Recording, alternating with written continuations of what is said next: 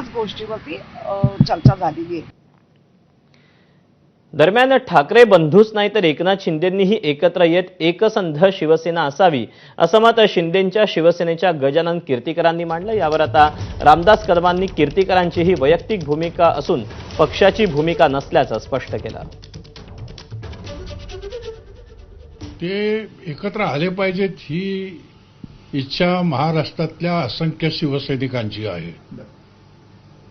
बाळासाहेबांच्या हयातीमध्ये सुद्धा त्यांना एकत्र करण्याचा त्यांनी कसोशीने प्रयत्न देखील केला होता।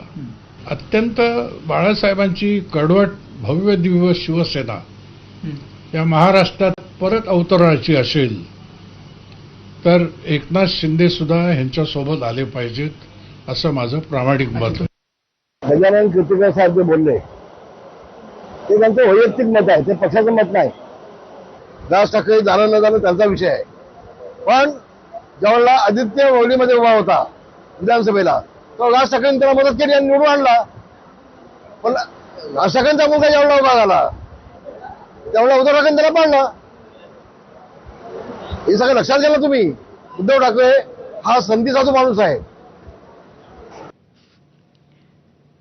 सध्या महाराष्ट्रात मान्सूनपेक्षा राजकीय मनोमिलनाचे वारे जोरदार वाहू लागलेत। एकीकडे उद्धव आणि राज ठाकरेंची युती होणार का या प्रश्नाच्या उत्तराची महाराष्ट्राला प्रतीक्षा असतानाच दुरावलेले काका पुतणे देखील एकत्र येणार का याची देखील जोरदार चर्चा सुरू आहे।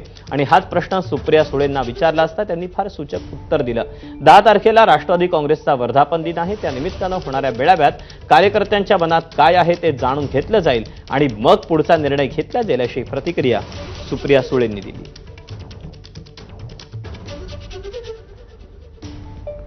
दोन्ही राष्ट्रवादी काँग्रेस पक्ष एकत्र येणार असं चर्चा सुरू आहे, तुमची नेमकी काय भूमिका आहे?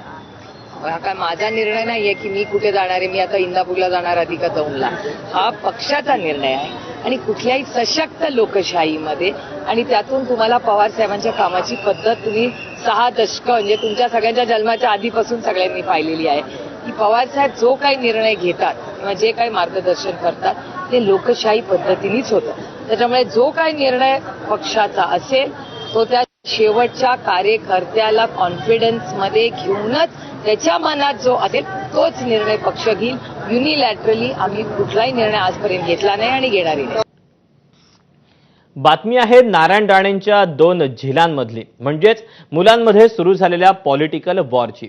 धाराशिवच्या जिल्हा नियोजन समितीच्या कामांना मिळालेल्या स्थगितीवरून नितेश राणेंनी शिंदेंच्या शिवसेनेला डिवचण्याचा प्रयत्न केला। कुणी कितीही ताकद लावली तरी मुख्यमंत्री देवेंद्र फडणवीसच बाप आहे असा डायलॉग मारून त्यांनी धाराशिवचे पालकमंत्री प्रताप सरनाईकांना टोला हाणला। मात्र नितेश राणेंचे हे डायलॉग त्यांचे थोरले बंधू आणि शिंदेंच्या शिवसेनेचे आमदार निलेश राणेंच्या जिव्हारी लागला। निलेश राणे यांनी एक पोस्ट करून नितेश राणेंची कानउघडणी करण्याचा प्रयत्न केला।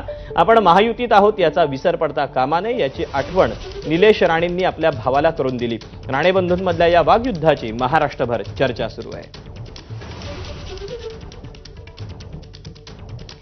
नितेश राणे यांनी धाराशिवच्या भाजप मेळ्यात बोलताना असा कुठला डायलॉग मारला जो शिंदेंच्या शिवसेनेच्या आणि त्यांच्या मोठ्या बंधूंच्या जिव्हारी लागला, पाहूया। भारतीय जनता पक्षाच्या कार्यकर्त्यांनी नेहमी एक लक्षात ठेवा,